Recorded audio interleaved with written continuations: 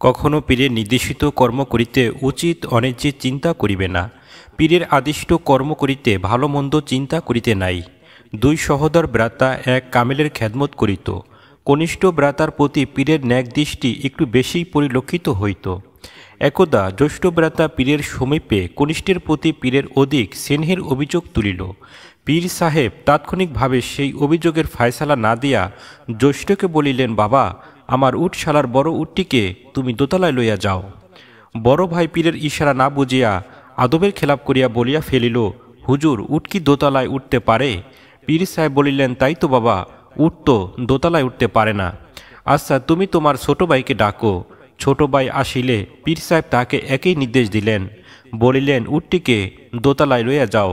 কনিষ্ঠ ভ্রাতা দ্বিরুক্তি না করিয়া ততক্ষণাৎ পীরের নির্দেশ প্রতিপালনের জন্য উটটিকে রশি ধরিয়া টানিয়া দোতলায় নেওয়ার চেষ্টা করিতে লাগিলেন। মুরিদ রশি ধরিয়া সম্মুখে টানেন, কিন্তু উটটি উপরে না উঠিয়া বরং পিছনের দিকে যাইতে চেষ্টা করে।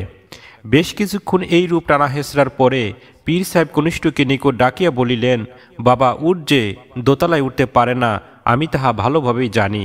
শুধু পরীক্ষা করিবার জন্য এই নির্দেশ আমি তোমাকে দিয়াছিলাম। ততপর জ্যৈষ্ঠ ভ্রাতাকে লক্ষ্য করিয়া বলিলেন, বুঝিলে কেন আমি তোমার ছোট ভ্রাতাকে এত আদর করি? ইহার কিছুদিন পরে জ্যৈষ্ঠ ভ্রাতার মস্তিষ্ক বিকৃত হইল আর ছোট ভাই অলিয়াল্লাহ হইলেন। খোদা অন্বেষী মুরিদকে পীরের সান্নিধ্যে থাকিতে হইবে। সান্নিধ্যে বা সাহচর্যে না থাকিলে এই জ্ঞান অর্জন করা যায় না। উক্ত আলোচনাটি বিশ্বলি শাহসুফি ফরিদপুরি কেবলা জান হুজুর সাহেবের আদাবুল মুরিদ নামক পবিত্র নসিহত শরীফ থেকে আপনাদের শোনালাম।